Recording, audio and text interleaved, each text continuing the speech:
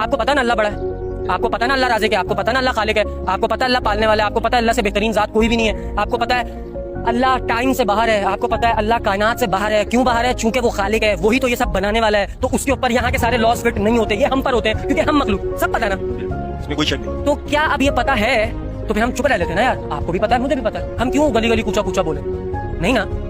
इसका मतलब अगर हम लोग ऐलानिया ये बातें नहीं कर रहे, उसकी खलकत उसकी बड़ाई बयान नहीं कर रहे, तो इट्स ओके होना चाहिए, ये ऐसा ही है, इसमें प्रॉब्लम नहीं होनी चाहिए। लेकिन आपने मुझे दिए 50,000 रुपए उधार, ठीक है, और आपने कहा यार क़यामत तक टाइम है, जब तेरे पास हो तब दे दियो वरना मत दियो।